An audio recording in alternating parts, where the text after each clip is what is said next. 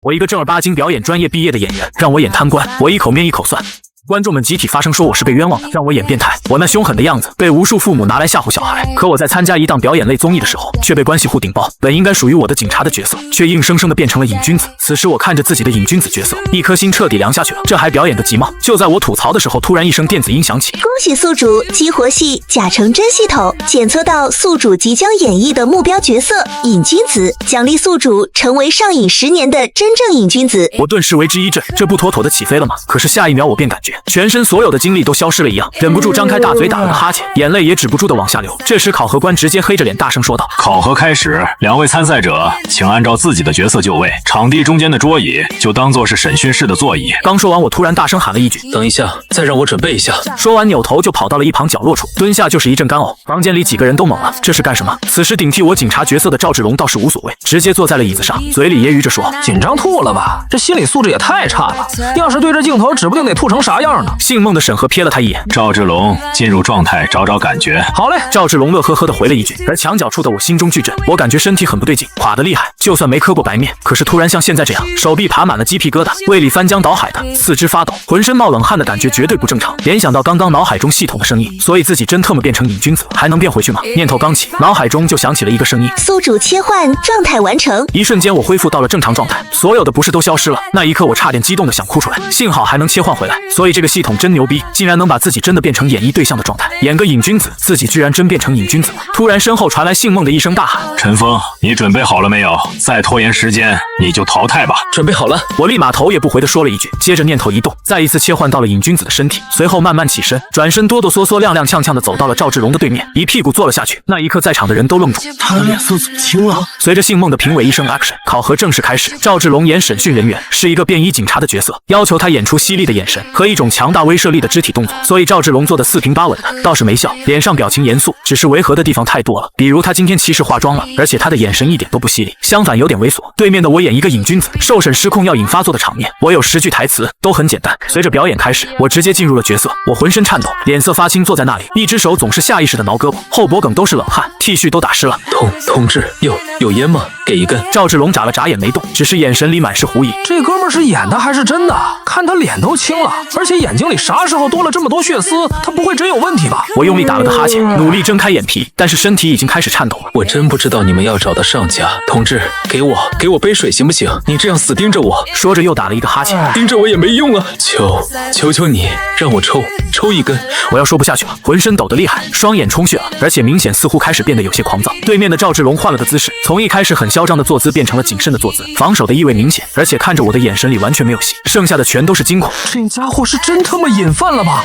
能演出这个水平？赵志龙突然扭头看了姓孟的考核官一眼，此刻3个考核官也都是面面相觑，包括角落处那2个节目组的拍摄工人，所有人都只有一个念头，这家伙好像真的瘾犯了。我脸上的表情变得有些狰狞，不断的抹着脸上的汗，看着赵志龙的眼神凶厉而狂躁，想撬开我的嘴。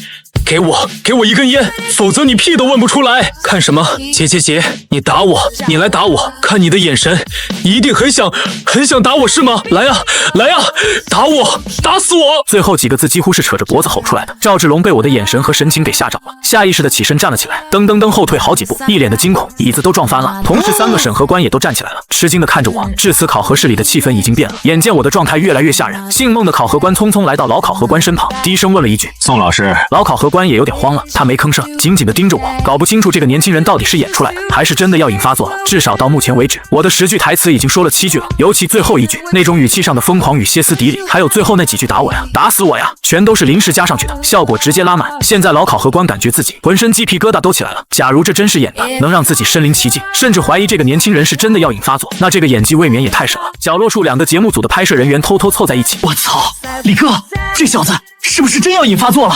看着像，要不要报警啊？你管啥闲事儿？人家领导还没说话呢，你看着就得了。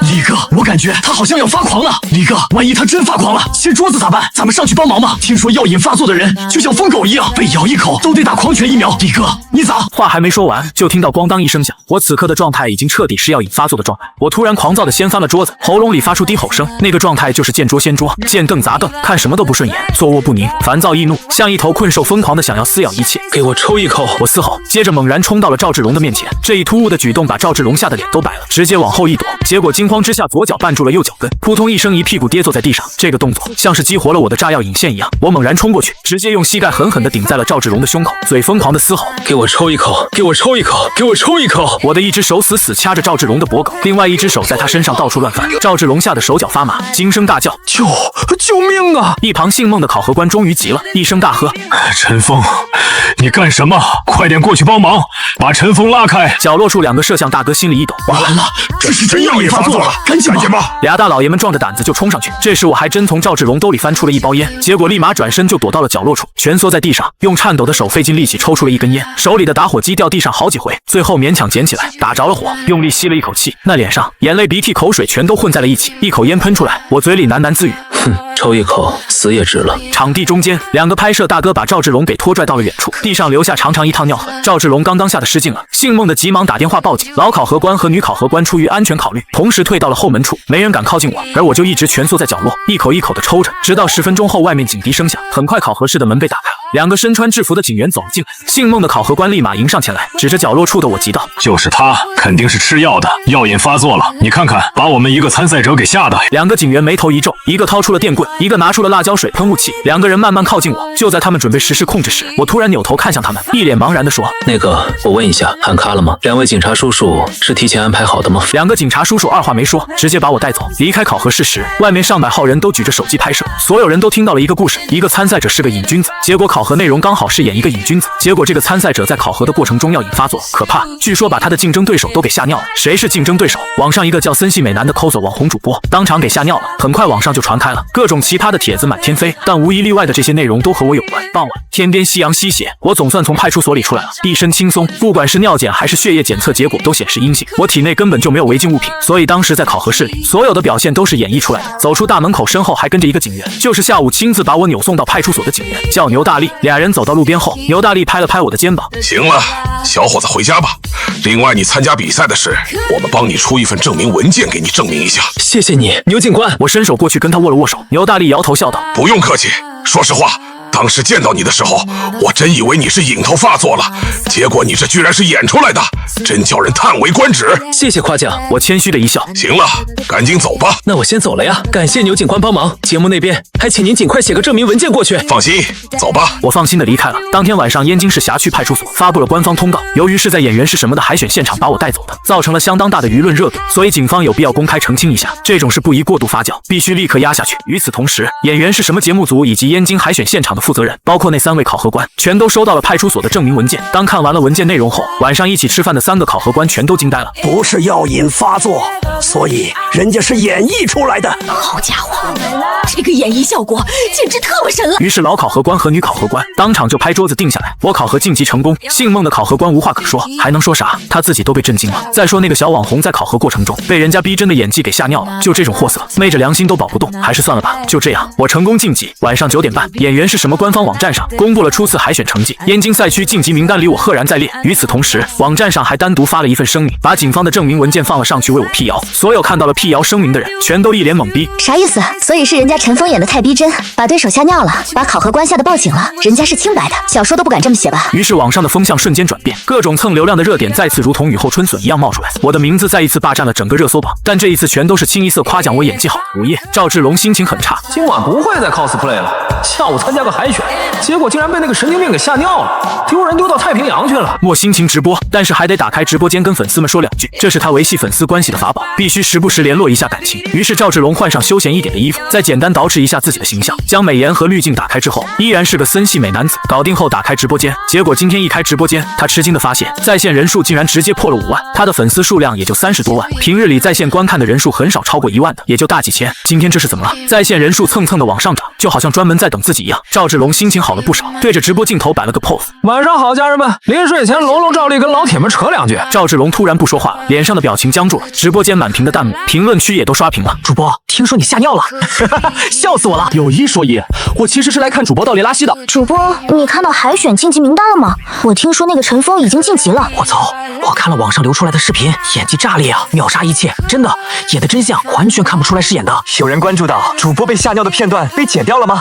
不然主播就彻底出名了。但是现在主播也挺出名了，别人都叫你尿系美男。来吧，主播，直播道里拉稀。说真的，你要是不道里拉稀，我直接脱粉了。说到做到。我操，楼上是榜一大姐，今晚精彩了！赵志龙傻眼了，咋整？榜一大姐都要脱粉了，这还行？还是不？眼看着在线观看的粉丝数量还在不断往上涨，已经快要破10万了，所有人都在起哄要脱粉。要是真的脱粉了，那赵志龙这个账号就得废，到时候一切从头开始，签约公司不得要他赔偿违约金。一想到那天价的违约金，赵志龙干颤了，他猛地一咬牙，站起身来，看着直播镜头，露出了一种僵硬而惊悚的笑，从牙齿缝里挤出一句话：好，愿赌服输。翌日清晨，我被手机铃声吵醒，迷迷糊糊爬起来接通电话，听了几句后立马就精神了，猛然从床上坐起来，脸上露出了笑意。我成功晋级了，燕京赛区海选结束，一共晋级108个选手。1个月后晋级赛正式开始，晋级赛的地点就在燕京市，还算比较方便。另外，演员是什么这档综艺现在非常火爆，之所以这么火，其中一个原因就是这档综艺节目是现场直播形式，在各大平台同步直播，所以收视率杠杠的，不是录播。那么在播出的过程中，任何矛盾和焦点都会被无限放大，成为热门话题，很刺激。以往也不是没看过这一类的节目，但那些都是录播的，很多矛盾都是剪辑出来的，没啥意思，缺乏真实性。所以演员是什么这个综艺节目还是很不错的，胆子非常大，敢采用现场直播的方式。我挂断了电话，用力抹了一把脸。昨晚我研究系统研究到凌晨4点多，睡得很晚，但是也彻底研究明白我激活的系统是有多变态。首先我有个属性面板，上面有我的状态，宿主陈峰，职业演员，等级1级，激活角色模板，瘾君子，个人技能无，物品栏无，很简单的属性板。但是这里面让我极其震惊的是，这个等级的注解很吓人。现在我是1级状态，而1级状态的我需要体验30个角色模型，激活30个角色模板就会晋级到2级。那么1级和2级有什么区别？这其中的区别就是1级的角色体验全都是普通人，打个比方，像瘾君子、厨师、律师、老师等等等等，就是生活中的真实角色形象。那么2级呢？到了2级，我可以体验的角色就扩展了，多了一种现实世界并不存在的角色类型，比如武者，所有的武侠类角色、动作类角色可以扩展出这些特殊种类。我的系统叫戏假成真，也就是说，一旦我要演绎一个角色，那么系统就会把我变成相应角色的身份，并赋予相应角色的技能。因此，一旦到了2级，如果我尝试了一个古代大侠或者现代杀手的身份，届时我将会成为真正的大侠跟杀手，并具备相应的功夫跟杀人技。那么3级呢，就更恐怖了。到了3级，角色就扩展到了仙侠类，也就是说，当我尝试演绎仙侠剧时，我将被赋予真正的仙侠力量，甚至还可以具备技能。这就是戏假成真系统的奥妙，很强大。果然不愧是穿越者福利，哪个穿越者不是靠系统走上人生巅峰的？所以我很兴奋，对未来充满了期待。不过想走上巅峰，具备无上仙侠境界的力量，需要的时间也挺久远的。系统有限制，我的身份锁定了演员这个职业，所以我只能通过表演的形式来获得角色模板，无法自导自演，不能像作弊一样去给自己刷角色，只能老老实实的通过现实世界里的各大剧组拿到角色剧本来演，又或者是像参加演员是什么这种综艺节目来获得表演的资格。好在我也不着急，既然已经激活了系统，那就慢慢来吧。1级到2级需要体验30个角色，2级到3级内指不定需要体验多少个。现在最佳的升级方式就是参加这种类型的综艺，或者就是去各大剧组去跑龙套去，坚决不当大明星，也不签约任何经纪公司，因为我不需要去真正演一部电影，那太耗时间了。有些电影一个周期就要好几年，等不起。所以我的目标就是做一个史上最牛逼的龙套演员。9点半左右，我穿戴整齐，终于从简陋的出租房里出来。随后我一路打车来到燕京影视学院附近一家宾馆楼下，这里是小剧组招临时演员的聚集地，上面有很多小剧组班子，所以宾馆楼下总是挤满了人，都是那些怀揣着想成为巨星梦的京漂们，每天就蹲在楼下等待着能有人来选剧，哪怕是跑个龙套。这些人里，有些人是正经科班出身，有些人是凭着一腔热血就想往演艺圈里闯的小白。这里唯一的好处就是没有中介，也没有蛇头，因为这里挨着影视学院，基本上都是影视学院学生的天下。我赶到后，同样老老实实的站在了树荫下，等着吧。宾馆里不定时就会有人下来选临时演员，每天都能有个7、8次机会，运气好的能混到工资，运气不好的也能混个盒饭。我以前也经常来，所以熟悉了。刚站了没几分钟，正好有人下来了，一个小胖子，穿着蓝色的衬衫，满头大汗的，胳膊下都湿透了。小胖子一出来就大喊了一声：“有没有会做饭的？最起码要会颠勺的，年纪在25到35岁之间，有台词啊，有台词啊！”一听这话，早已等着新交的京漂们立马蜂拥而上。我会做饭，我也会，我会颠勺，贼溜。但是我36了，行不行？就超1岁。我会炒饭，行吗？不会颠勺的行吗？本人川鲁粤西各种菜都会做。小胖子被围在了中间更热了，而且各种声音吵得他耳朵嗡嗡响，心情烦躁。一旁的我暗暗好笑，这些一出来就大吼大叫的，基本上都是小白。像我这种资深的群演，根本不会像苍蝇一样围过去，你得抓好时机。眼看着那些围上去乱喊乱叫的声音慢慢弱下来了，我适时的喊了一嗓子：“会做菜，会颠2下勺，本人26。”言简意赅，把重要信息都说了。小胖子立马就注意到到我了，回头瞄了一眼，结果突然神情有些古怪。小胖子不耐烦地用手推开身边的人，快速走到我面前，疑惑道：“瞅你面熟呢，我想起来了，你不是昨天参加演员是什么海选的那个陈峰吗？对吧？是你吧？演个瘾君子，结果把110给招去了，对吧？”我谦虚的点点头，对，是我。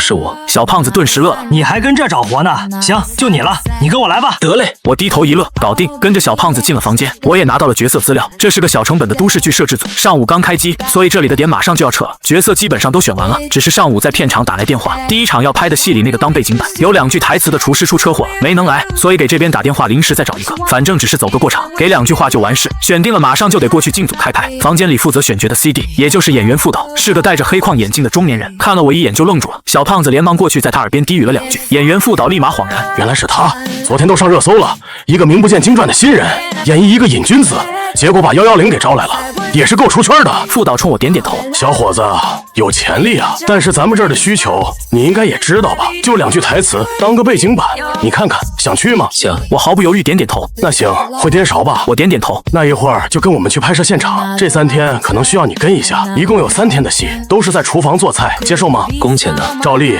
150一天。虽然你昨天的事火上热搜了，但你始终还是个群演，咱们这群演的价就100减150，考虑你也是科班毕业的，所以给你150封顶。行，没问题。那就这样，把合同签了，20分钟后出发去片场。小胖子赶紧过来，把群演的简易合同递给我，形式而已，反正对于跑龙套而言，这种合同都是约束君子不约束小人的，一天150，行情价。于是我飞快地签上了自己的大名。当签名完毕时，脑海中不出意外地响起了系统的提示音，检测到宿主即将演绎的目标角色厨师，恭喜宿主成为资深顶级国宝厨师，精通川鲁粤徽等8大菜系，精通百家风味，掌握国宴做法，是满汉全席正宗传承人。我顿时眼神一亮，哎呦我去，这么屌！同时浑身像是沐浴在温泉汤里一样，暖洋洋的，脑海中多了无数菜谱，一种行为习惯也深深地刻在了骨子里。爽，这个感觉太微妙了，但是现在还是切换回去吧，到了现场再露一手。1个小时后，我跟着小胖子和副导赶到了西四环一家小餐馆，这里是拍摄地，餐馆也是老，至少20年以上了，要的就是个年代感。当我进去后看到正在拍摄的女主角时，顿时愣住，这要巧，里面的女主角居然就是昨天差点成为我对手的那个叫屈丹的女孩，看样子也是个新人啊，但是好歹人家现在已经是女主角了，甭管多少成本的制作，那也是部电视剧啊。很快女主的戏份拍摄完毕，这个长相偏甜美范的女孩，演技还是很青涩的，一条蹲着洗碗的戏份拍了好几条，看她在拍戏过程中的谨小慎微，我暗暗感叹，这年头新人是有多难出头啊，尤其是女孩。眼看着屈丹往外走了，我正打算点头示意打个招呼，可没曾想人家只是淡淡的扫了我一眼，直接过去了。我愣住了，不是吧，这么现实吗？当不认识，屈丹已经出去了。我摇了摇头，释然了，娱乐圈就是这样的，拜高踩低，假如是在路上偶遇到她，没准还会点头打个招呼之类的，但是在片场，人家现在是女主角，我只是个临时拉来的龙套演员，这地位不言而喻啊。情商高的也许还会虚假的客套一下，情商低的就不用说了，根本懒得鸟你一个死跑龙套的，万一人家的剧意外火了，人家一炮而红，你是个啥？始终是个死跑龙套的，所以我也看得开。这女孩看着长相偏甜美发，还挺有邻家小妹的气质，可是能混进这个圈子当上女主角的，基本上都不简单，这就叫人不可貌相。我站在门口一直等着，里面选角副导一直在跟导演低声耳语，说半天了，什么情况？难道出问题了？自己一个群演的戏还搞出岔子？伸头看看，餐馆的后厨里好像有一个厨师的身影，正在摆弄大铁锅呢，看着有点笨拙。不会吧？难道被人顶替了？果然，很快选角副导走出来，来到我面前，一脸认真的说：“小陈啊，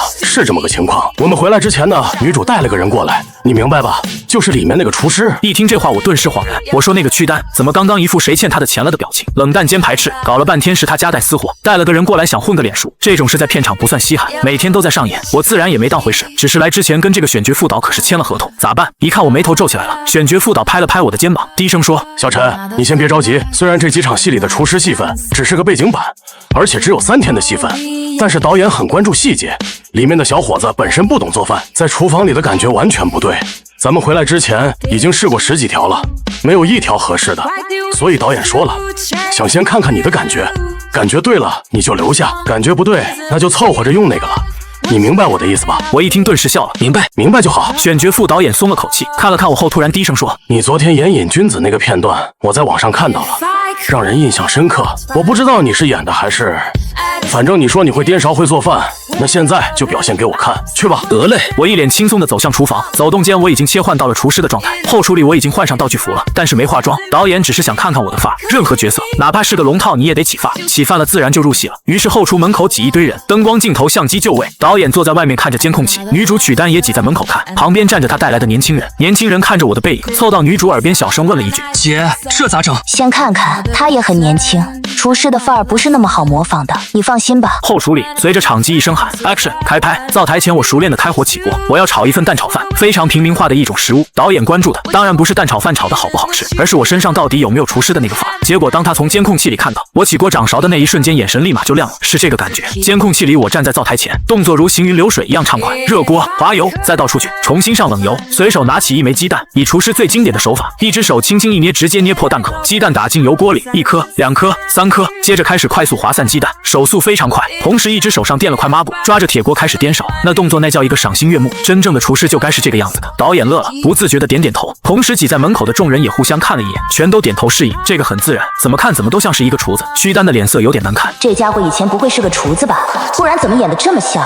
颠勺颠得也太自然了，就这水平，没有个3、5年的厨师经历，没可能颠成这样吧？这下可完了。关键是也没想到选角副导竟然把我给找来了。很快厨房里完工了，一盘蛋炒饭搞定。当我从大铁勺里往外盛炒饭时，手法又麻利又迅速，锅里只剩下最后一点残余时，我还秀了一把长长的铁勺向后，在铁锅里用力一刮，反手绕了一圈回到灶台上，把铁勺里的炒饭倒在了盘子里。就这一手，大部分专业厨师也未必能做好，很多人这一刮控制不好力度和角度都得甩一地。门口处选角副导演都乐开花了，这个专业啊，他都挑不出毛病来，可以说这特么就是个厨子好吗？这时我头也不回的喊了一声炒饭好了，这是第一句台词，喊得很自然。等了2分钟，我回头看着门口方向，大声喊道：霞，炒饭好了，给客人端出去。话音一落，外面一声喊咔，试镜结束，选角副导第一个就走了进去，拍了拍我的肩膀，笑道：可以，这个感觉对位了。我已经从厨师的状态退出来了，连忙笑着谦虚了2句，谢谢副导。这时导演也过来了，虽然脸上还保持着严肃的表情，但是眼神骗不了人，他很满意。走到后厨门口后，直接喊了一声：就他了，赶紧化妆，正式来一遍。那个小陈啊，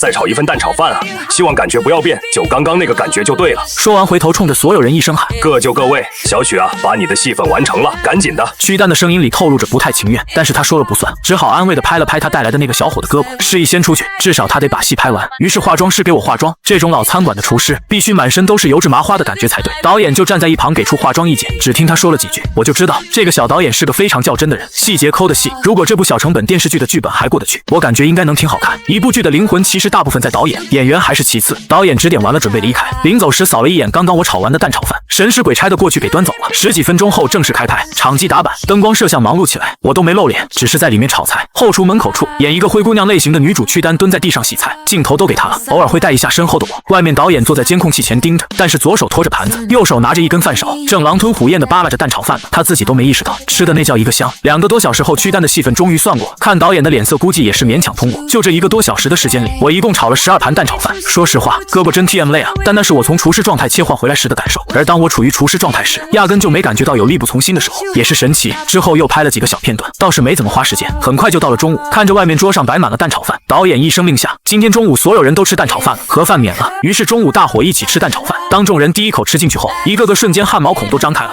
我靠，这蛋炒饭好吃啊！饭粒颗颗分明，咸淡适中，蛋皮裹着饭粒，配上一些小葱花，吃起来松软咸香。选角副导就坐在我身旁，笑呵呵地问了一句：小陈啊，你以前当过厨子吗？没有。我随口回了一句：没有。选角副导一脸懵逼：你真没有？真没有。我从影视学院毕业以后就一直跑龙套了，真没当过厨子。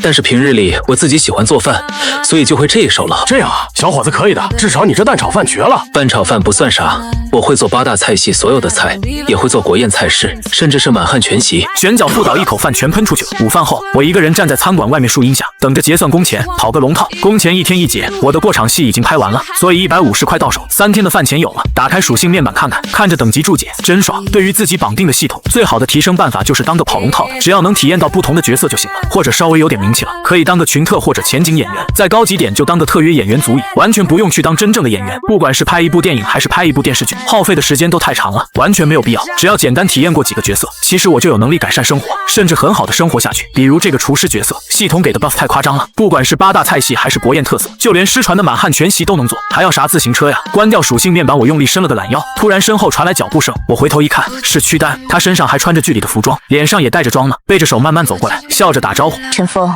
好巧啊，没想到会把你找来当群演，上午看到你时吓我一跳呢。我眨了眨眼，是吗？那我怎么没看到你跳起来？你可真幽默。屈丹笑得眯了眼，乍一看的确挺清纯甜美，有种质朴青涩的，可是仔细一看，那眼神里充满了油腻感，伪装的太好了。要不是上午刚来时看到他一脸的冷淡和排斥，这回说不定真会以为他是来打招呼的，可他绝对不是。我挪开了眼神，不想看他，随口说了一句：“有事？”没事。屈丹站在了旁边，用手整理着身上的道具服装，随口说道：“说真的，你昨天在演员是什么的海选现场表演的那段视频我也看了，真把我吓一跳。”是吗？我心不在焉的回了一句：“真的。”太吓人了，那个状态真是你演的吗？我有点怀疑呢。卧槽，这女人！所以你有点怀疑的潜台词是什么？是说我就是个瘾君子吧？这女人是故意来恶心人的。我皱了皱眉头，淡淡说道：“其实在这里看到你时，我也吓了一跳。”屈丹一愣，疑惑问道：“为什么？你知道这个剧组？”不知道，我只是觉得你的演技不配这部剧的女主角。你真幸运，怎么得到的女主角？我也有点怀疑呢。屈丹那张本来甜美的脸蛋瞬间就青了，眉梢直抖。他知道我的言外之意是讽刺他能得到女主的戏，肯定是走了导演的后门了。这也不是什么稀罕事，女演员为了角色陪导演的事太稀松平常了。只是很多女演员喜欢又当又立而已。屈丹就是这种人，因为他平时伪装出来的形象就是个小青涩形象。如果不是想立牌坊，干嘛刻意立个小青涩的人设呢？你风骚一点，江湖一点，没准还更有味道。我转身走了，没理会脸色难看、咬牙切齿的屈丹，反正自己就是个龙套，只演3天背景板而已，刁你毛线。进了小餐馆，找到选角副导，很快我就拿到了今天的工钱。临走时，选角副导拉着我走到远处，拍了拍肩膀，笑道：“小陈，明天的戏导演临时给你改动了一些，给你加了点戏，加了几句台词。你不是说你会做8大菜系，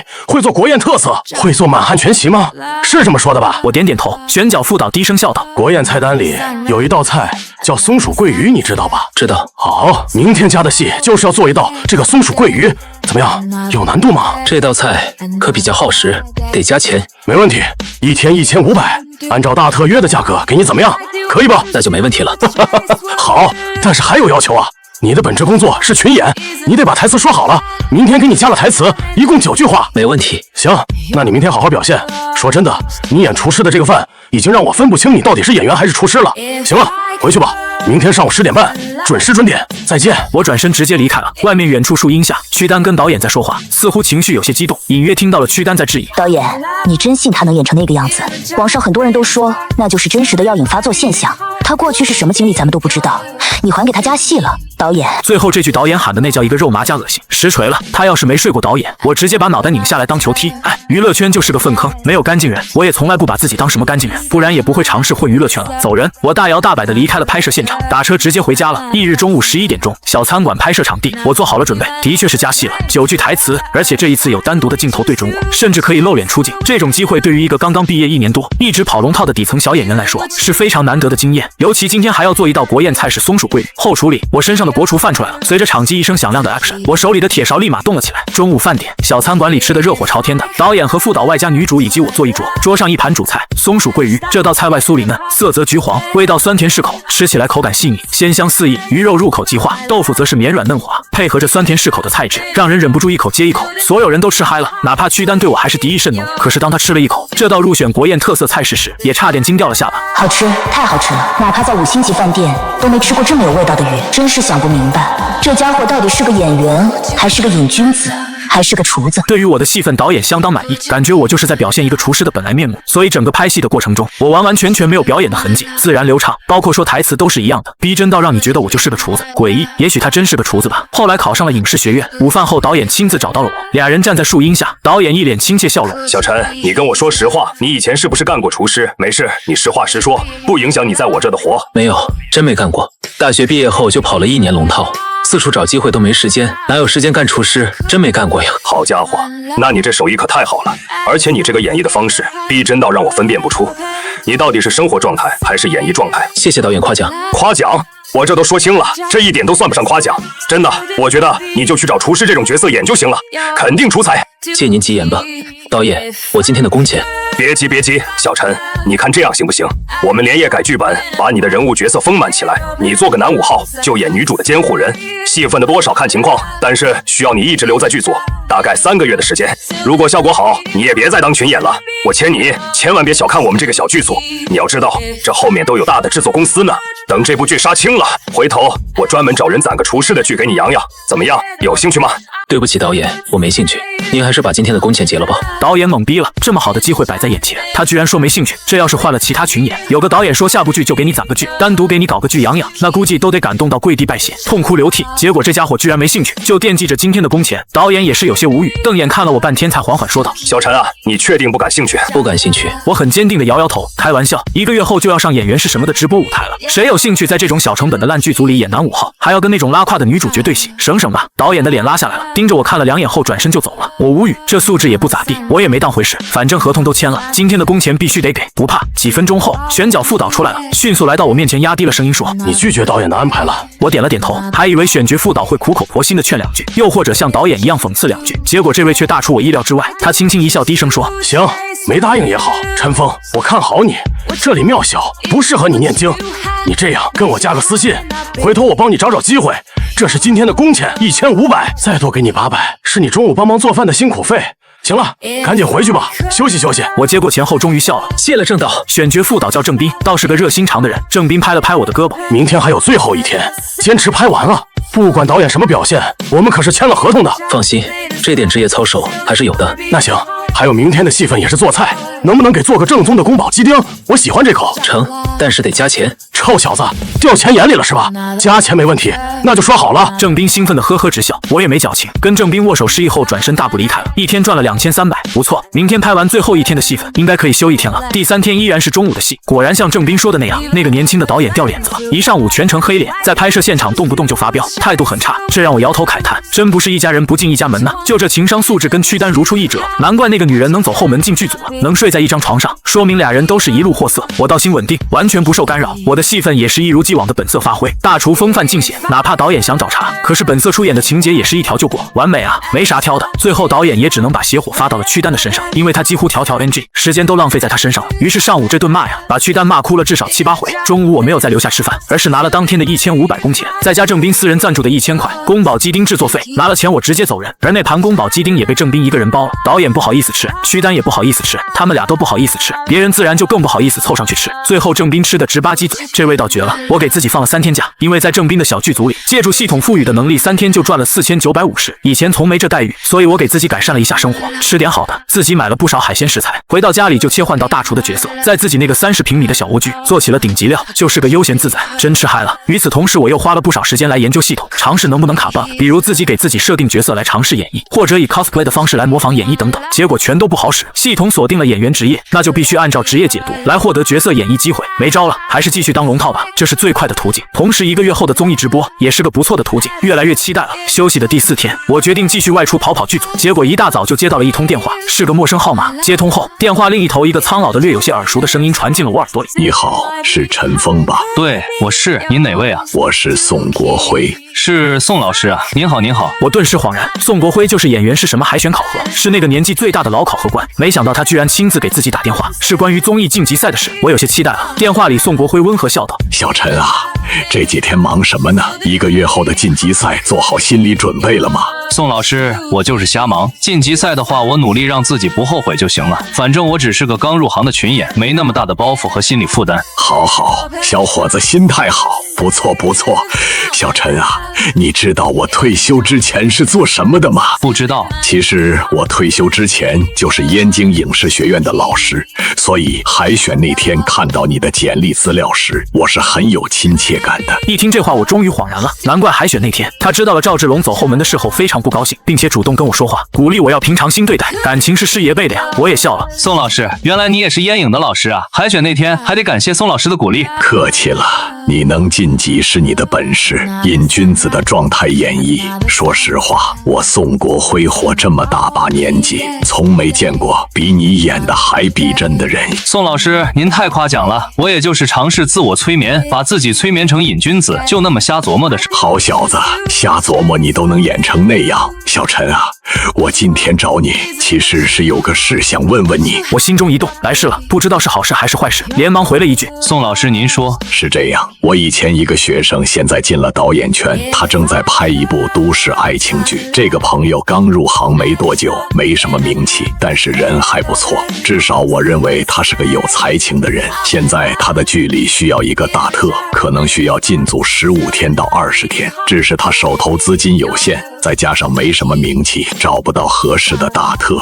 他给我打了个电话，想找我帮帮忙，能不能找个要价低一点的？我呢就想到你了。一听这段我就愣住，疑惑问道：宋老师，我就一普通群演，您找我有啥用？我也不是大特约啊。小陈，我先问问你，我那个学生想找大特约来演绎一个戏份不算太多的富二代反派，就是那种标签式的人物，家里非常有钱，家底过100亿的那种，为人也是嚣张跋扈、张狂外放的性格。你觉得你有想法吗？我一听，顿时心中一动，我靠，富二代，家里资产过100亿的那种，这个可以有啊！自己演过以后，系统应该直接就把自己安排成富二代了吧？我心跳加速了，说啥也得争取一下。宋老师，如果您信得过我，那我就实话实说，就您说的这种标签脸谱式的富二代，我真研究过，而且非常有心得。非常好，说真的，我很看好你，小陈啊，你是个有天赋的苗子，所以我也希望你有更多机会在正规剧组里磨练一下。那你来吧，我带你进组。宋老师，那就谢谢您的关照了。别客气，但是小陈，我也得跟你实话实说，你去了可能不会按大特约的价格给你，考虑到资金情况，可能只会给你小特约的价格，你能接受吗？我没问题的，我本来就一普通群演，能拿小特约的价格已经很不错了。那就行了，小伙子就是爽快。这样吧，你今天要是没事，就跟我去一趟剧组。我那个学生是个精，感觉对了，立刻签合同。成，宋老师，我现在出发。那好，我在东方大厦楼下等你。好嘞。说完，两个人挂断电话，我心情爆爽，又有新的角色，还是个身家背景过100亿的富二代，自己这是要脱贫了吗？至于工资，真不重要了。其实小特约300至500元一天，大特约1500至3000元一天，这其中的差距还是很大的。宋国辉要找的是拿小特约的价格干大特约的工作，戏份和工作量肯定很大。按照一般的特约演员来衡量，这种事通常都不会同意，因为太吃亏了。可是我就没这个问题了，我本来就不是特约演员的身份，严格来说已经是台剧塔了。至于戏份，说真的，对我来说只能是一种磨练的机会。尤其现在系统在身，一旦成功演绎了富二代的角色，戏假成真后，可能我直接就脱贫致富，走上康庄大道了。因此走人。东方大厦，一座5维级写字楼，其中最顶层的2个楼层被租下来了。剧组实景拍摄，都市爱情剧，拍摄的大部分都是在写字楼里，描写一些上班白领之间的风花雪月。只是这租金应该不便宜吧？我站在拍摄场地外面，打量着四周的情况，剧组人不少，比之前待过的郑斌那个小剧组人多了不少。导演叫庄成文，以前是个演员，据说演了几年的戏一直没火起来，于是索性转行当导演了。他是宋国辉的学生，手里资源还算不错。这部都市剧是他第一部处女作，投了大概3000多万，也是带着赌的性质。男主找的是一个有些过气的男明星，叫陈闯，或许名字对大家来说有些陌生，可是这个演员身上有个标签，就是哮天犬。他曾经因为出演哮天犬火爆大江南北，可惜除了那个形象之外，他就泯然众人矣了。其实他也曾经凭借一部年代剧拿过影帝的桂冠，只是到了近几年，影视圈出现了怪现象，影视资源都向鲜肉倾斜，再加上这位鲜少炒作的影帝级人物从来不参加综艺捞金，这就导致了他的身影慢慢淡出大众视线，最终到了无戏可拍的地步，也是可悲。至于这部戏的女主是个新人，跟我一样都是影视学院的学生，叫刘瑞，她是燕影2023年的校花，还没毕业。据说无论男主陈闯还是女主刘瑞，都是宋国辉通过关系给找来的，可见宋国辉的能力还是不小的。等了10几分钟后，终于宋国辉跟导演庄成文联袂走了出来。小陈，过来。宋国辉冲着我招招手，来了，宋老师。我转身匆匆走了过去，跟刚出来的庄成文打了个照面。第一印象，这个庄成文很瘦，戴着帽子，满脸的胡茬子，已经看不到他作为演员时的青春阳光形象了，跟大多数导演的形象一样，刻意留起来的胡子，穿的也是很随意，脸上木然没有表情，这也正常。他肯定从宋国辉那知道了我的底细，不管宋国辉怎么介绍和包装，我现在始终只是个群演，还是最底层的那种群演。按理说应该是我进去见他才对，结果现在他跟宋国辉一起出来了，心里100个不乐意吧。宋国辉倒是很热心，把我叫到身边后，笑呵呵地说：“小陈，这就是庄导了，小庄，他就是我跟你说的陈峰。你好，庄导。”我主动伸手过去。你好。庄成文依旧是面无表情，很敷衍的伸手跟我碰了一下后，迅速缩了回去，随口问道：“宋老师推荐你过来的，一会儿试试镜吧，行就留下，不行你也别埋怨宋老师。”不会。我淡淡一笑，庄成文也没多说什么，回头一声喊：“倩倩，过来。”来了。很快一个女孩匆匆跑了出来，一看就是个助理，忙得满头大汗的。庄成文头也不回的挥挥手：“带这个叫什么来着？陈峰。好，带陈峰去换一身衣服，一会儿让他试镜，试试刘文博的戏。”好的。叫倩倩的女孩赶紧来到我面前，礼貌的一笑：“你好，陈先生，跟我进去吧。”谢谢。我礼貌的点点头，俩人进去了。庄成文看着宋国辉无奈的摇摇头：“宋老师，他有点太年轻了，我在他身上看不到一丁点嚣张跋扈的气质，倒是满满的穷酸气质。”是，海选现场的视频你不是也看到了？他能把瘾君子演绎到那个地步，我相信他有这个本事。宋老师，您又不是不知道这个圈子有多少人嗑药，你心里有数，他真是演绎出来的吗？未必吧。小庄，我提醒过你的，没有调查就没有发言权，不要随便给人扣帽子，行不行？你试试再说。你不是很信任我的眼光吗？庄成文没吭声，宋国辉笑着拍了拍他的肩膀，转身示意进去，俩人这才进了场地。化妆间里有化妆师给我简单清理了一下脸上的油渍，再补点淡妆，随后换身衣服，很骚包的粉色西服，外加格子西裤，一双奢侈品牌的皮鞋，手表戴的伯爵的，当然是仿的，脖梗上一条金链子，衬衫开了领口，露出一点胸肌。20分钟后，装扮完毕，站在镜子前看了看自己，我眉头直皱，这特么什么形象？这是嚣张跋扈的富二代形象，这根本就是个沙雕形象吧？现在影视剧里嚣张富二代，那得是大人物里的赵太的形象。想体现你有钱，体现的你的嚣张和无法无天，根本不用外在的形象去衬托，只需要一种行为模式就能展现的淋漓尽致，那就是疯狂，无法无天的疯狂。但是穿这一身，能演出无法无天就怪了。我不住的摇头，一旁的小助理倩倩眨了眨眼，凑到近处疑惑道：“陈先生，您摇头是什么意思？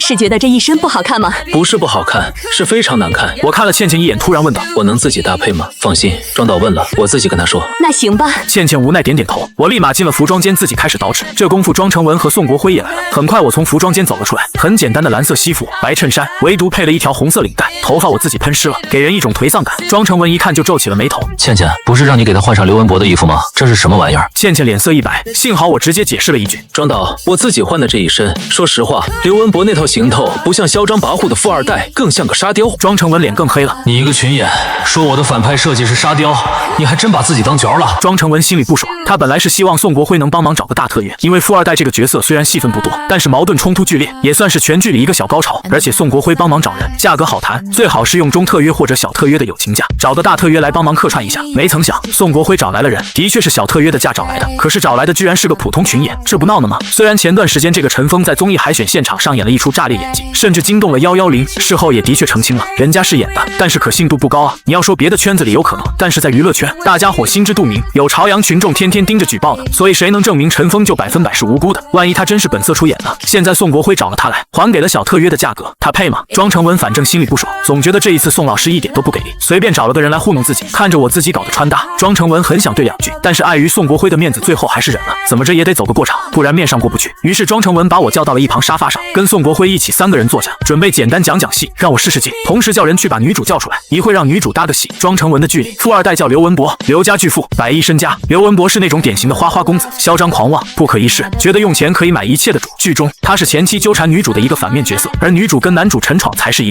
对忘年恋。剧里陈闯演绎一个40岁的中年大叔，女主则是刚大学毕业的公司白领，因为一个意外跟出租车司机陈闯产生了纠葛，就这么个俗套的故事。今天让我试镜的片段就是女主被富二代堵在了公司门口的场景，剧中要求富二代表现出狂妄的不可一世的嘴脸，一定要猖狂。几分钟后讲解完毕，庄成文抬头看着我面无表情地说：“就这么个场景，有问题吗？”检测到宿主即将演绎的目标角色富二代，恭喜宿主成为真正的富二代！恭喜宿主，今天午夜之前，宿主父母将获得100亿财富。我愕然一愣，心头巨震，卧槽，真成富二代了！所以100亿财富是爸妈的，特么根本不是自己的，哈哈，笑死！这个系统一丝不苟的让人感觉搞笑，所以自己真成了富二代。但是，假如自己从富二代角色里切换出来，那父母得到的财富还会消失吗？应该不会吧。算了，今天到午夜之前都不切换了，先让爹妈拿到那100亿财富再说。我很想知道系统是怎么给父母安排100亿财富而不违和的，而且这个安排也不错。穿越到这个世界，我又一次体验到了真挚的父爱和母爱。这一世的父亲是个老实巴交的木匠，祖传的手艺，在村里给人做点家具糊口；母亲是个粮油店的职工，薪资微薄，两口子能把我抚养长大，并且考上大学，着实吃了不少苦。这也是为什么我毕业以后自己租房时只能租外环那种老旧的离谱的一居室，就是图个便宜，因为家里是真没钱。不过穷归穷，我对这一世的父母的感情非常深厚，尤其是母亲，这可能跟我是个胎儿的时候就有记忆有关系吧。从胎儿到出生，从小到大，我一直都清楚地记得母亲对我那种超乎寻常的母爱，非常温暖，所以这个结果非常好。富二代嘛，财产当然是父母的。对面庄成文眼见我神情古怪，还以为我为难呢，所以毫不犹豫地说了一句：“假如感觉不行，那就算了，我可以帮你找个群演的角色，你在剧组看看，多学学也行，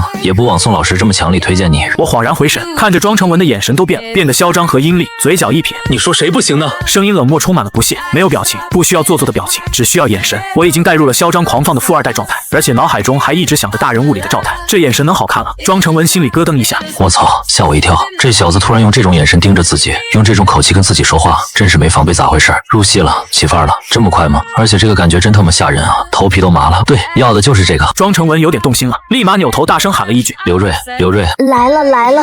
外面一个女孩声音传了进来，跑得气喘吁吁的，一进屋就连连道歉：“对不起，导演，我刚刚去卫生间了呀。宋老师，你也来了。”小刘啊，怎么跑得满头大汗的？宋国辉笑眯眯地看着刘瑞，眼前这个青春靓丽的女孩就是艳影2023届的校花，但是还没毕业，前途无限。宋国辉有预感，这女孩以后可能星途坦荡，所以在他刚读大2的时候就给叫出来了，先到剧组磨练磨练。这个刘瑞是宋国辉一个老朋友的孙女，算是关系户吧。宋国辉也乐意多给他介绍资源。庄成文见刘瑞进来了，立马一指我：刘瑞，你跟他试试戏，就剧中跟刘文博在公司楼下那一段。刘瑞看向了我，我也在看着他，但是那眼神怎么有点让人不寒而栗呢？刘瑞心里一哆嗦，他看过太多男人看自己的眼神了，因为天生丽质，生得青春靓丽，所以一般男生或者男人见到他，眼神里都会忍不住的流露出一种欲望，是一种占有欲，而且是男女之间的那种占用欲。刘瑞看得出来，可是眼前这个人，他看自己的眼神更像是一种玩物，对，就是玩物。他把自己当成了一个玩物吗？庄成文倒也是个急性子，简单介绍了我的信息后，直接看着刘瑞说：就在这里，立刻进入状态，跟陈峰试试公司楼下被堵的那个场景，有问题吗？没问题。刘瑞硬着头皮回了一句，说没问题是假的，其实有点问题，因为太仓促了，他只是个学生，甚至连表演的理论知识都没学完呢。现在进入剧组，一是他的确有些天赋，二也是宋国辉面子大，可导演都发话了，尤其宋老师也在，硬着头皮演吧。于是场地空出来，不少人都在外围看热闹。庄成文和宋国辉坐到远处看着监控器，模拟场地。开始，场景1，刘瑞从公司大楼走出来，准备下班，刚走出没多远，突然听到一个张扬的声音传进了耳朵里 ：“Surprise！” 哈哈哈哈！刘瑞浑身一震，双手把包下意识地挡在了面前，看着前面不远处的我惊道：“刘文博，你怎么来了？”来接你。我慢慢走过去，脸上并没有太夸张的神情，只是充斥着一种淡淡的不屑，嘴角轻翘。这种表现形式比较普通，但是重点来了，我走路的姿势亮了，张开双手，左右微微摇摆，肩膀一高一低，这个姿态语言直接把他的那种放肆给表现得淋漓尽致。监控器后，宋国辉笑着指了指我：“你看看他走路的姿势，这不属于教科书式的演绎方式，这是一种从骨子里散发出来的放肆。小庄啊，表演课的理论知识你懂得很多，但是你对表演的理解却一直都不太深刻。这也是为什么你始终没办法火起来的原因。有时候戏不是演出来的，戏是悟出来的。这个陈峰他的家世你知道吗？非常贫困，父亲是个木匠，有活就有钱赚，没活就没钱赚的那种。母亲是个粮油店的职工，就这么个家庭背景，你说他身上会有富二代的气质吗？绝对没有。但是现在他这个走路姿势，这种放肆，你知道是什么来的？这就是悟出来的。有时候开悟比勤奋更重要，演戏是需要天赋的。庄成文没吱声，他急于想看看下面的片段2。我堵住了刘瑞，一只手轻轻贴着他的秀发边缘，慢慢往下滑。躲着我。一句轻轻的疑问，刘瑞甚至听出了那语气里森冷刺骨的威胁，都不用过大的动作，就这么简单到看似温柔的动作，竟然让刘瑞的心底产生了一种危机感，一种不属于演戏范畴的危机感。他真的感受到了我的侵犯，尤其我那个眼神，看似色眯眯，但是却无比冷漠，把他当成玩物一样的眼神，慢慢从脸上到脖颈，再到领口里面。天哪，这个家伙真的在侵犯自己，他居然肆无忌惮地看着自己的胸口。刹那间，刘瑞心里产生一种羞耻感，血气上涌之下，猛然推开我，一声尖叫：“你干嘛呀？你躲开点！”监控器后，宋国辉老脸放光，继续指着镜头说：“看到没有？本来不在状态的刘瑞已经被陈峰带入戏中了。这个举动是本能反应，只有刘瑞感觉到了陈峰真的在侵犯他，他才会有这种下意识的反应。所以陈峰应该是让他感受到了侵犯。”庄成文突然皱眉回头看向宋国辉：“宋老师，他会不会真的借机在耍流氓？”小庄，你这是什么话？这像是一个导演说的话吗？对不住。庄成文自知失言，连忙尴尬地咳嗽了2声，回头嘀咕了一句：“我就是随口一说。”宋国辉轻叹一声，他对庄成文相对比较了解，这个学生是比较有天分才情的那种人，演戏不行，没有开悟，但是当导演反而激发了他的创作热情和一种追求完美的心态。宋国辉很看好他，只是庄成文也具备所有当导演的毛病，那就是潜规则。现在庄成文可能盯上了刘瑞，有时候对刘瑞的保护已经超出了界限。这种事就没法说了。宋国辉也不是他爹，只能眼不见心不烦，期望大是一回事，能不能成功那就是另外一回事了。所以宋国辉没再说话，俩人继续看监控。片段3，我抓住了刘瑞的手腕，刘瑞尖叫着挣扎了几下，场面有点让人热血上涌。一般看到有男人这样欺负女孩，路边肯定会有热心大哥上来解围的，结果突然就见到我扭头看着庄成文和宋国辉坐着的方向，用手一指，眼神中带着杀气，怒声骂道：“拍你 M 呢，手机拿开！”庄成文脸都绿了。这时我又扭头看向另外一侧几个旁观的工作人员，怒骂道：“瞅你 M 滚犊子！”那几个工作人员也是一脸懵，借机骂人呢，因为我的眼神是真的在看他们。几个工作人员毫不怀疑，假如自己再继续看下去，他估计都得过来动手打人了，太嚣张了，嚣张到让所有人都想群起而攻之。监控器前的庄成文都想炸锅了，刚才我就是看着他骂的，他有理由怀疑我是不是在借题发挥，是侮辱自己。片段4，刘瑞挣扎的厉害了，他害怕了，脸色发白，嘴唇也白了，拼命挣扎想要挣脱开我的手，嘴里也尖叫着求救。整个拍摄现场一片死寂，鸦雀无声，几乎所有人都瞠目结舌的看着这一幕。行了吧，还演明眼人一看就知道刘瑞是真害怕了。陈峰怎么还不停手？挣扎的过程中，我突然伸出一只手，直接捏住了刘瑞的脖颈，两个人迅速撞在了墙上，身体紧紧贴着。我捏着刘瑞的脖颈，面无表情，眼神冰冷的看着他。你当我是什么？当我是什么？刘瑞眼圈一红，眼泪噼里啪啦的往下掉，身体都软了，全靠我的一条腿撑在胯下，这才没滑倒。虽然这个姿势有点羞耻，可是现在的确是被吓到浑身发软。这个人的眼神，他根本就没把自己当成是女人，恐怕只是个发泄工具吧。刘瑞甚至产生了一种错觉，就好像剧中的女主一样，好像真的已经被他给祸害过了一次。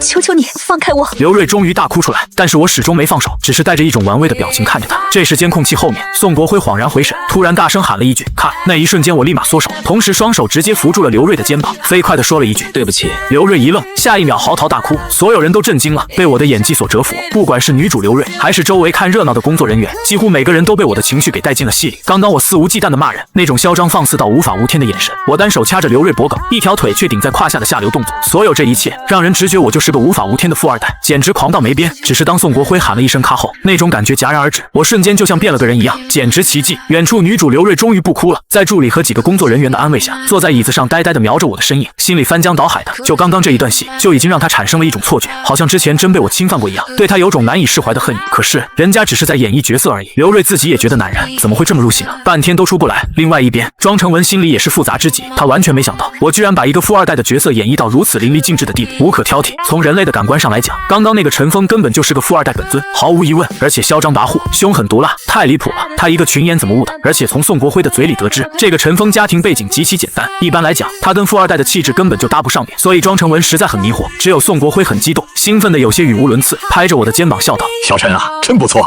非常不错，刚刚那段演绎是我从业这么多年来见过的最好的一次，没有之一，真的没有之一，太生动传神了。在我眼里，你完全就是无法无天的富二代。谢谢宋老师的夸奖。我淡淡一笑，回头瞄了一眼刘瑞，轻声说道：那个女主没事吧？感觉刚刚好像有点吓到她了。没事没事，你这也相当于给她上了一课，这可是非常宝贵的一课，交学费都学不到的。说完，宋国辉看向庄成文：好了，小庄啊，这个表演你满意吧？满意，满意。说实话，这个表演层次和功力哪是一个群演能拥有的？小陈，你真没签过公司？没有，毕业以后就一直打杂来着。这样啊？庄成文心里的欲望慢慢滋生出来。他虽然之前对我有点滤镜，不是很满意，可是现在已经深深被震撼到了。这小子有天赋，宋国辉都盛赞的一个人，所以要不要把他介绍给公司签了？庄成文深吸一口气，看着我试探着说：小陈，说实话，你的表现大大超出我的预估。就凭刚刚那一段，我敢担保公司可以签你，你有没有兴趣？签了你就在我的剧组里磨练几年，我保证你未来会大放异彩，怎么样？庄成文满脸的期待，可惜他也像之前郑斌那个剧组的小导演一样，直接被回绝了。我想都没想就摇了摇头：对不住，庄导，我现在还不想签公司，还是再磨练个几年再说吧。庄成文一愣，这么好的机会给你了，居然想都不想就拒绝？你可是个群演啊！庄成文还以为自己没说明白，想了想又补充了一句：小陈，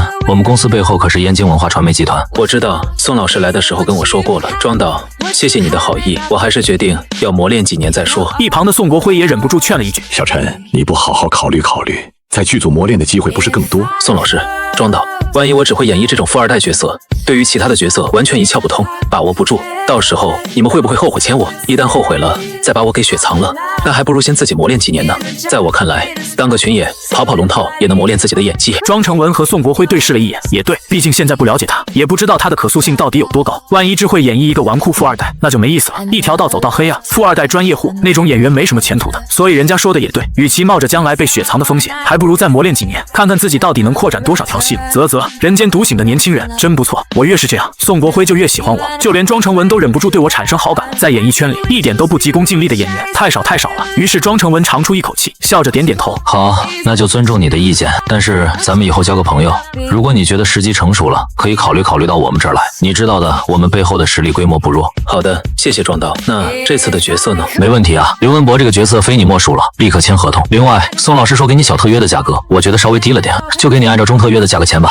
你一定给我演出状态来。谢了庄导。我也笑了，两个人伸手握在一起，这一次是真的用力握了2下。随后签合同走流程，中特约的价格是600-1200一天。一贯抠搜的庄成文为了给我留个好印象，直接给了800一天，戏份不多，可能要15天到20天的再组时间，完美。按照20天算，这一波就能血赚16000，相当不错了。搞定了所有，差不多就到了中午。于是我混到了剧组的盒饭，跟着所有人一起在东方大厦的顶层吃了顿30块钱的盒饭。正吃饭期间，手机铃声响起，拿起来一看，是老妈打来的。我心里一震，通常情况下，如果家里没事的话，老妈一般是不给自己打电话的。难道财富来了？系统说今天午夜之前，父母会得到100亿财富，但没说具体时间，会不会不会是现在？我随手接通了电话。喂妈，找我有事。儿子啊，忙啥呢？手机里传来了老妈的声音，听上去只是比较轻松，并没有什么欣喜若狂的感觉。我眨了眨眼，妈，我在剧组吃饭呢，啥事？哟，儿子签了？没有，一个中特约的角色。妈呀，儿子，你都中特约了，不是群演了？听着老妈夸张的声音，我一脸无语。妈，至于这么吃惊吗？你儿子早晚都会摆脱群演的标签的。说了你总是不信，对我太没信心了。呵呵，我对我儿子信心100倍。可拉倒吧。行了，你这个时候打电话找我，到底有啥事？直接说事。也没啥大事，就是告诉你一声，你姥爷突然心血来潮，不知道为啥非要回趟老家。我姥爷回老家干啥？哎，你姥爷快老糊涂了。今天突然神神叨叨的说，咱们家还有些老物件埋在老家后院子里呢，差点给忘了。今天得回去挖出来。老物件？对，你姥爷说是老物件，说是有明清时期的，还有民国时期的，反正很多玉石珠宝之类的，呵呵，说价值100亿呢。噗！我嘴里刚喝进去的饮料全喷出去，一旁的宋国辉愕然看了我一眼，我连忙拿着电话起身，歉然一笑，不好意思，我出去接电话。说完就跑出去了，来到外面继续听电话。妈，我姥爷说的价值100亿，可不是。哎，你姥爷年纪大了，这2年糊涂的厉害，他非要回去，我跟你爸就陪他回去一趟，就是告诉你这事儿，省得你万一临时回家见不到我们又着急。妈，我姥爷说的这些老物件，你没有一点印象吗？你这孩子，你姥爷老糊涂，你也老糊涂，他其实就想回老家看看而已。你以为你姥爷真有那么多宝贝啊？万一有呢？呵呵，万一要是真有，妈就都给你留着，攒着给你娶媳妇儿。行了，我挂了啊！你姥爷着急走，这会儿都下楼了，挂了啊！说完就挂断了电话，我一头黑线。好吧，所以100亿家产就是这么来的。系统你是真牛掰，这么骚的操作都能搞出来。用我姥爷都老糊涂2年多了，这回明白了，也挺好，至少不是来路不明的100亿财富。而且如果真是老物件，甚至是明清时期的，那不用多，有个10几件就能过100亿。我长出了一口气，同时也证实了一件事，那就是自己已经切换到正常状态了。可是100亿财富并没有消失，还是如约而至，这就说明自己得到的状态 buff 并不是单纯的体验卡牌式的，而是真正发生在自己身上，只不过需要进入状态而已。完美。不过自己这个拥有100亿资产背景的富二代未免也太隐形了。按照老爸老妈那个性格，就算真确定了那些老物件有100亿价值，恐怕也不会曝光的。突然身后响起脚步声，很轻，而且是慢慢靠近自己的。我收起手机回头看了一眼，是女主角刘瑞，她神情有点尴尬，一只手扶着另外那条手臂，像是不太情愿的一点点挪过来的。嗨，我转过身来主动打了个招呼。之前的演绎方式的确是吓到这个女孩了，也不怪人家。刘瑞刚上大2还是学生心态，至少现在她不像那些资深女演员那么世故和游刃有余，身上至少还保留了一些学生的青涩和清纯。刘瑞走到近处，努力看着我笑了一下。嗨，之前不好意思，我那个方式可能吓到你了吧，也没机会道个歉，抱歉啊，你没事了吧？没事。刘瑞笑着摇摇头，轻松了不少。他走到我身旁，背靠着窗台长出一口气。我是不是表现得很丢人？没有，挺好的。刘瑞低着头叹了口气说，别骗我了，其实我现在做女主角很勉强，因为宋国辉是我爷爷的老朋友，庄导又是他的学生，所以我才有机会尝试女主角。但是我知道自己什么水平。我没吭声，只是侧头看着刘瑞，她的确是挺漂亮的，整体形象气质也不错，难怪能在烟影那种环境里脱颖而出，成为2023届的校花。一般烟影每一届的校花都能火爆出圈，有些已经是下国娱乐圈的顶流了，所以只要运气不差，刘瑞肯定也有机会大火起来。不过现在嘛，她多少有些学生心态，跟我对戏被吓哭了，甚至身体上产生了反应，这让她多少有些惶恐。我知道她的感受，也知道她出来找自己聊天，只是想消除那种心理和生理上的不适，毕竟俩人之后要合作将近20天呢，所以我索性就站在外面跟她有一搭没一搭的闲聊起来，俩人能快速增进了解，对后面的拍摄也有帮助。就这样聊着聊着，刘瑞脸上终于慢慢看到了轻松灿烂的笑容。下午，富二代剧情正式开拍，有了我这样一个4甲还真的嚣张富二代，刘瑞入戏越来越快了。只可惜俩人的戏份都是惊悚桥段，就是富二代一直纠缠一个刚毕业的大学生，然后求而不得开始骚扰人家的戏码，所以刘瑞动不动就被吓哭了。可是越这样，他对我就越容易产生一种生理上的自我催眠，总感觉我好像真的祸害过他，身体经常会有种羞耻感，尤其是被我演的富二代占便宜的时候。一下午拍摄完，刘瑞已经不敢跟我对视了，在他的心里，活生生的被我的2张面孔给撕裂了，一个是阳光帅气的陈峰，一个是凶悍狠毒的刘文博，多么奇妙的感受。所以拍到后面，刘瑞有时候甚至会产生幻想，很想就这样吧，就这样被那个凶悍狠毒的刘文博征服吧，因为征服过后，他就能看到那个充满了阳光笑容的陈峰了。这个家伙有魔力。结束了1天的拍摄，我回家了，还是很放松的，主要是别人都是拼命的寻找感觉来迎合我，而我一旦进入富二代的角色里，就是恢复本性，本色出演，要多嚣张有多嚣张，所以很轻松。有时候刻意的去演绎一种情绪是非常累的，从这一点点上看，女主刘瑞倒是挺感谢我的，因为只要跟我搭对手戏，她几乎是秒进状态，而且那反应逼真到连庄成文都差点以为女主真被侵犯过。回到自己的小出租屋里，我洗了个澡，刚回到卧室里，手机铃声就响了起来，拿起一看，是老妈打来的电话，我心中一动，难道是100亿财富到手了？赶紧接通电话。喂，老妈，这么晚打电话有啥好事？儿子，咱们家发财了！一听到这母亲激动的声音，我就松了一口气，看样子搞定了。妈，发啥财了？儿子，咱家真发财了！你姥爷难得清醒半天，他带我们在老宅后院挖出个窖井来，那里面全都是老物件。你姥爷说的是真的。老妈哭了，我多少有些感慨，穷了一辈子的爸妈突然看到这么多值钱的玩意儿，不激动才怪呢。我赶紧安慰了2句。妈，冷静一点，淡定一点。你仔细想想，老爷这些宝贝其实是一直都有的，对不对？对呀。所以其实老爷是个有钱人，对不？算是吧。那你呢？你可是有钱人家的大小姐。老妈，咱淡定一点，好不好？你可是大小姐。去你的，狗屁的大小姐！电话里老妈破涕为笑，她拧了一把鼻涕，长出一口气说：儿子，你爸都乐疯了，现在还拉着你姥爷问东问西呢。那些老物件看着都挺值钱的，好像有上百件，用你姥爷的说法，可能价值100亿呢。挺好的。啥玩意儿？我说挺好的。儿子，你没听懂妈在说啥？妈说那些老物件都是咱家的，可能价值上百亿呢。我听懂了，上百亿吗？儿子，你是不是傻了？咱家现在有上百亿的宝贝，你怎么就跟没听懂似的呢？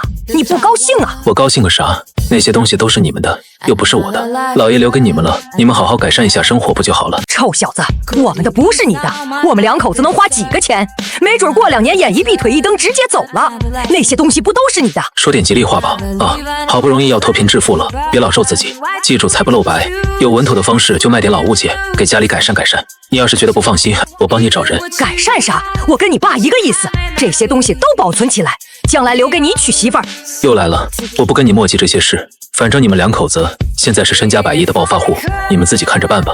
过一阵子我回去，要是你们还没改善生活，那就我帮你们改善。儿子，妈这些东西都留给你，我们几。妈，我要睡觉了。哎，儿子，你这小子真奇怪，咱们家有价值100亿的宝贝，不是100块，你怎么凶？妈，记住啊，财不露白，我挂了，困死了。说完直接挂断电话，把手机一扔，我闭上了眼睛。娶媳妇这什么急，遇不到好的，谁也不能将就啊，总得情投意合才行。再说都100亿身家了，还留着娶媳妇，这老2口估计真会把所有的宝贝都封存起来，一个也不卖。所以找个时间回去一趟，非得给他们俩改善改善不可。至于那些宝贝，我倒是不担心。父亲是个出了名的老抠，一辈子谨小慎微，每1分钱都掰碎了花。以他的性格，肯定是捂得死死的，绝对不会被人知道的。所以睡觉。下午跟庄成文签了合约，为期20天的戏份，拍完了再休息2天，差不多就要去参加演员是什么的直播拍摄。期待。我闭上了眼睛，一会就鼾声大作。接下来的20天时间里，我像上班一样，每天到剧组打卡拍摄。我精湛的演技让整个剧组的人都叹为观止。这20天里，宋国辉天天都来，每天都在观摩我的场景，看得多了，心里也是匪夷所思。以他这种老资历的导师级人物，居然硬是在我身上看不到一丝表演的痕迹，所有表情动作都很自然，就好像他人格分裂了一样。只要一开机，我立马就变成了嚣张狂妄的富二代。而导演一喊咔之后，我又迅速回到了普通人的状态，简直神乎其技。这种演技已经返璞归真了吧？导演庄成文和宋国辉都很兴奋，捡到宝了，至少富二代这段戏整体完成度非常高。至于其他人，说实话挺郁闷。男主陈闯已经被打了好几次了，是真打，扇耳光，我从来没手软过。他虽然被打得有些叽歪，可好歹也是老戏骨了，知道我状态好，所以也只能忍着。还有一些配戏的小群演，动不动就被踹，骂人都是经常事。最难过的肯定是女主刘瑞了，每天都被折磨。富二代的戏份重点突出个剧烈的矛盾冲突，所以他的哭戏也多。以前还哭不好呢，现在跟我对戏，那泪库就好像被冲垮了一样，眼泪经常像断了线的珍珠似的往下掉，精神都快分裂了。一方面是对刘文博的恐惧，另一方面是对我的欣赏。就这样，20天的合作期一转眼到期了。这一天，我的戏顺利杀青，晚上8点半收工。庄成文已经被我的演技征服了。收工之后，直接带着相关人员找了一家饭店，大家一起吃个饭，聊聊今后的发展。像我这种宝藏级的演员，是个导演都喜欢。庄成文很想留下我，所以特意点了一些海鲜大餐，并且要了2瓶价值不菲的红酒。饭桌上，宋国辉和刘瑞都在一旁作陪，众人吃吃喝喝，其乐融融。庄成文几次流露出想要留下我的意思，结果都被我委婉的拒绝了。没招，宋国辉也没招，谁也弄不懂为什么在普通群演眼中的绝佳机会，在我眼里竟然如此不值钱。也许是人家眼界更高吧。于是吃到后面，庄成文也就不再说了。一顿晚饭吃到午夜12点多，最后我真醉了，喝的有点多，主要是看在宋国辉的面子上，这个事业辈的老人对我是真的另眼相看，而且喜爱有加，所以我也没矫情，跟他喝了不少。结账后，众人来到楼下，都有点醉醺醺的。庄成文招来自己的小助理倩倩，倩倩，你负责送陈峰回家吧，我和宋老师打车，那个刘瑞你跟我走。庄导，还是我送陈峰吧。刘瑞突然走到了我身边，很强势的把我的胳膊捞起来，架在了自己的肩膀上。一旁的倩倩傻眼了，庄成文也是一愣。刘瑞晚上并没有喝多少酒，一直喝的无糖饮料，因为女演员都要控制体重，所以她很清醒。眼看着所有人都盯着自己，刘瑞若无其事地说：“其实我住的地方距离陈峰住的地方很近，而且也是顺路。